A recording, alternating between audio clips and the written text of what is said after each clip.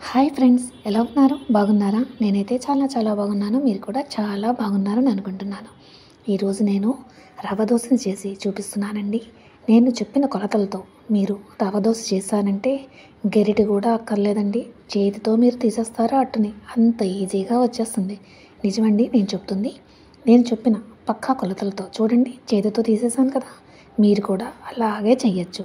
రవ్వ దోస చాలా ఈజీ అండి. కష్టం అనేది అస్సలు లేదు. ఎప్పుడు కావాలంటే అప్పుడు రవ్వ దోసను మనం చేసుకోవచ్చు కదా. మరి టేస్టీగా కూడా ఉంటుంది. ఈజీగా పెనానికి అతుక్కోకుండా చేతితోనే మనం రవ్వ దోసను తీసేయచ్చు. మరి ఎలా చేయాలో చూద్దామా? ఒక గిన్నెని నేను తీసుకున్నానండి. దీంట్లో నేను 1 కప్పు అనేది ఉప్మా రవ్వ ఉంటుంది కదండి, ఆ ఉప్మా రవ్వను తీసుకోండి. 1 కప్పు ఉప్మా రవ్వని తీసుకోవాలండి. తరువాత 1 కప్పుని బియ్య పిండిని కూడా తీసుకోవాలి. అంటే మనం ఉప్మా రవ్వ ఎంత తీసుకుంటామో అంతే బియ్య పిండి తీసుకోవాలన్నమాట. అంటే 1 కప్పు ఉప్మా రవ్వ, 1 కప్పు బియ్య పిండి. తరువాత మైదా పిండిని 1/2 కప్పు తీసుకోండి. అంటే రవ్వ ఎంత తీసుకుంటామో దాంట్లో సగాన్ని మాత్రమే మైదా పిండిని తీసుకోవాలి. కావాలంటే కొంచెం తక్కువన్నా తీసుకోవచ్చు. ఒకవేళ మీకు మైదా పిండి ఇష్టం లేకపోతే గోధుమ పిండినైనా తీసుకోవచ్చండి. గోధుమ పిండి వేసిన రవ్వ దోస చక్కగా వస్తుంది. తరువాత ఉల్లిపాయను ఒకటి తీసుకొని దాన్ని నేను సన్నగా కట్ చేసుకోండి. సన్నగా కట్ చేసుకోకుండా లావులావుగా కట్ చేసుకుంటే అస్సలు రవ్వ దోసకి బాగోదండి.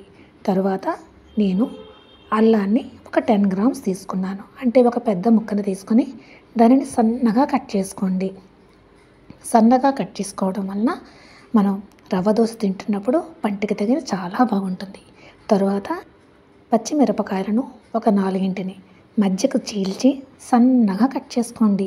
మధ్యగా చీల్చడం వలన కారం కూడా రవ్వ దోసకి బాగా పడుతుంది. తరువాత కర్రీ లీవ్స్ అండి, సన్నగా నేను కట్ చేసుకున్నాను. ఒకవేళ మీ దగ్గర కొత్తిమీర ఉంటే కొత్తిమీరను కూడా వేసుకోవచ్చు. నా దగ్గర కొత్తిమీర లేకపోవడం వల్ల వేయలేదు. తరువాత సాల్ట్ అనేది టేస్ట్ ప్రకారం వేసుకోండి. తరువాత జీలకర్రని ఒక 2 స్పూన్స్ అనేది వేసుకోండి.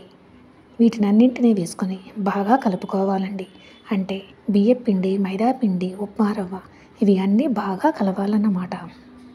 బాగా కలిస్తేనే బాగుంటుంది. ఎందుకంటే మైదా పిండి ఉన్నది కదా, మైదా పిండి వలన లమ్స్ అనేది ఏర్పడుతుంది మనం కలుపుకుంటున్నప్పుడు. అందుకని బాగా కలిపిన తర్వాత వాటర్ని నేను ఫస్ట్ ఒక 2 కప్స్ తీసుకుంటున్నానండి. అంటే రవ్వ ఏ కప్పుతో తీసుకున్నామో అదే కప్పుతో 2 కప్పులు వాటర్ అనేది ముందుగా మనం వేసుకోవాలి. 2 కప్పులు వాటర్ వేసుకున్న తర్వాత బాగా కలపాలండి. ఎటువంటి లమ్స్ ఏమీ లేకుండా బాగా మనం కలపాలి. అంటే రవ్వ, బియ్యపిండి, మైదా పిండి ఇవి 3 బాగా కలవాలన్నమాట. ఎటువంటి లమ్స్ లేకుండా కలపండి. కలిపితే కన్సిస్టెన్సీ అనేది ఈ విధంగా వస్తుంది. ఇప్పుడు మరొక కప్ అనేది వాటర్ పోయండి. మరొక కప్పు వాటర్ పోసిన తర్వాత ఇంకా బాగా కలపండి. చూడండి, ఈ విధంగా పల్చగా రావాలన్నమాట. కొలతలు గుర్తుపెట్టుకోండి. నేను ఎంత వాటర్ చెప్తానో అంతే వాటర్ వేయండి. తర్వాత మూత పెట్టి ఒక 10-15 నిమిషాల పాటు ఉంచండి. 15 నిమిషాల తర్వాత నేను తీసి చూపిస్తున్నానండి. ఈ విధంగా అయింది. పిండి అనేది పలచగా లేకుండా కొంచెం గట్టిపడింది కదా, ఎందుకంటే రవ్వ అనేది వాటర్ని పీల్చుకుంటుంది. అందుకని చెప్పేసి మరొక కప్ అనేది వాటర్ని ఇప్పుడు పోయండి. అంటే మనం మొత్తం ఎన్ని కప్పులు పోసామండి? 4 కప్పుల వాటర్ అనేది పోసాము. అంటే 1 కప్పు రవ్వ తీసుకున్నామంటే 4 కప్పులు వాటర్ అనేది పోసుకోండి. తరువాత స్టవ్ మీద పెనం పెట్టి వేడెక్కిన తర్వాత కొంచెం వాటర్తో చిలకరించి తర్వాత ఉల్లిపాయతో ఆ విధంగా చేసి తర్వాత ఆయిల్ అనేది వేయండి. ఆయిల్ వేసిన తర్వాత మరొకసారి ఉల్లిపాయతో ఈ విధంగా స్ప్రెడ్ చేయండి. ఉల్లిపాయతో ఈ విధంగా చేయటం వలన పెనానికి అట్టు అనేది అస్సలు అంటుకోదండి. తరువాత మనం రవ్వ వేసే ముందు ఒక్కసారి మనం ఈ విధంగా కలిపి తరువాత పైన ఉన్న తేటను మాత్రమే మనము తీసి పొయ్యాలండి. అంటే కలపడం పూర్తిగా కలపాలి. రవ్వ దోస వేసేటప్పుడు పైన ఉన్నదాన్ని మాత్రమే తీసి ఈ విధంగా అంచుల నుంచి ముందుగా వేస్తూ తరువాత మధ్య భాగానికి వెళ్ళండి. ఎందుకంటే ముందే మధ్యలో వేసామనుకోండి అది తొందరగా ముందుగానే కాలిపోతుంది. అందుకని చెప్పేసి తరువాత గ్యాస్ ఫ్లేమ్ అనేది హైలో పెట్టండి. తరువాత ఎక్కడ ఎక్కడ కన్నాలుగా ఉన్నదో పూర్తిగా అట్టు అంతా మనం ఆయిల్ అనేది వేయాలండి. రవ్వ దోశకి కొంచెం ఆయిల్ పడుతుంది. తరువాత చూడండి, ఈ విధంగా మధ్యలో ఎర్ర ఎర్రగా కారింది కదా. ఆ ఎర్ర ఎర్రగా కాలినప్పుడు పైన అక్కడక్కడ కొంచెం అనేది పిండి పచ్చితనం ఉంటుంది. అప్పుడు మనం గరిటెతో ఈ విధంగా రబ్ చేసేయాలి. అంటే పూర్తిగా స్ప్రెడ్ అయిపోతుంది. ఎక్కడ మనకి కొంచెం ఎక్కువ కాలడం తక్కువ కాలడం అనేది ఉండదండి. అంతా ఈవెన్గా కాలుతుంది మాట. ఈ విధంగా మనం స్ప్రెడ్ చేయడం వలన ఎక్కడా పచ్చితనం అనేది ఉండదు. తరువాత చూడండి, ఈ విధంగా కాలింది కదా. కాలిన తర్వాత ఒక్కసారి మనం ఈ విధంగా గరిటెతో ఇలా అన్నామంటే ఈజీగా వచ్చేస్తుందండి. చూసారా, ఎంతో ఈజీగా క్రిస్పీగా రవ్వ దోశ అనేది తయారైపోయింది కదా. ఇది గరిటెతో, మనం చేతితోనే లాగే విధంగా నేను ఇప్పుడు చెప్తానండి.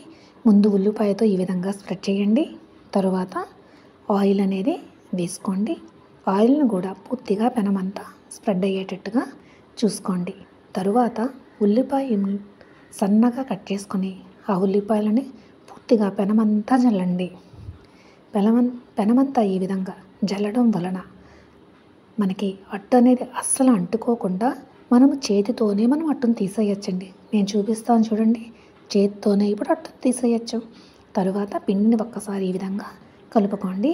కలిపిన తరువాత పైన ఉన్న తేటని మాత్రమే మనం రవ్వ దోశకి ఉపయోగించాలి.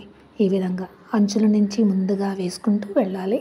తరువాత మధ్య భాగానికి రావాలండి. నేను చెప్పిన విధంగానే మీరు చేయండి. రవ్వ దోశ అనేది చాలా బాగా వస్తుంది.